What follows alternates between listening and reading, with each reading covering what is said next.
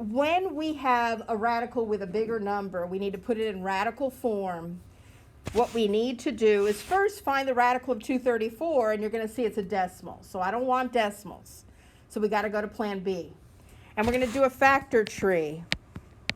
So 234 is what kind of number? A whole number. So we automatically know that it's divisible by 2. So let's start off with a 2, and that's 117, I believe. Yes. 117 is divisible by 3 because 1 plus 1 plus 7 is 9, and 9 is divisible by 3. Did you guys know that rule? We learned that one time. So this is going to be 3 39. and 39. And 39 is divisible by 3. That's 3 and 13. We see that 9 is a perfect square, or we can factor the 9 to 3 and 3. Either way would work. There's not just one way to factor. So you get down to where you have all of your prime factors. Everybody understand what a prime factor is? You can't go any further. And you're going to put all of those numbers, 2 times 3 times 3 times 13, under the radical. And every pair that you find, you can pull out that number out of the radical. So it's going to be 3. The 3's are gone. Every pair you pull out 1. Everybody get that? So you want Ask me after. All right. So then the 2 and the 13 don't have any way to come out. So you just multiply those back, and it would be 3 root 26. Everybody get that? Now, how do I check my work?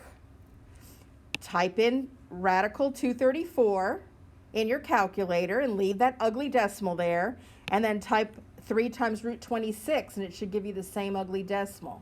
If it doesn't, you have made a mistake. You guys have got to check your work, because some of you are not checking your work and you're making mistakes. So we divide 248 by 2, we get 124. We divide 124 by 2, we get 62. And we divide 62 by 2, we get 31. So 248 factors as 2 times 2 times 2 times 31. Everybody agree with that? Yeah. Now I go and look at C. Can I make pairs of anything? I can only make that pair of 2. So 1, 2 comes out, and the rest has to stay under this radical. If you were to put the square root of 248 in your calculator, and you were to put 2 times square root of 62, you should get the same ugly decimal.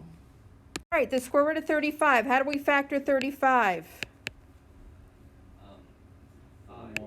5 times what? The number 5. Let me see. 5. 7. 7. Those 2 are prime. They don't go any further.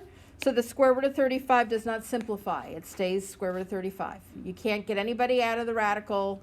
You leave it alone. Start factoring 784. What do we get first? 392. Say 2 times 392 to make me happy. Oh, okay. What do we get next? 196. 2 times 196 to make me happy. You're still not making me happy. All right?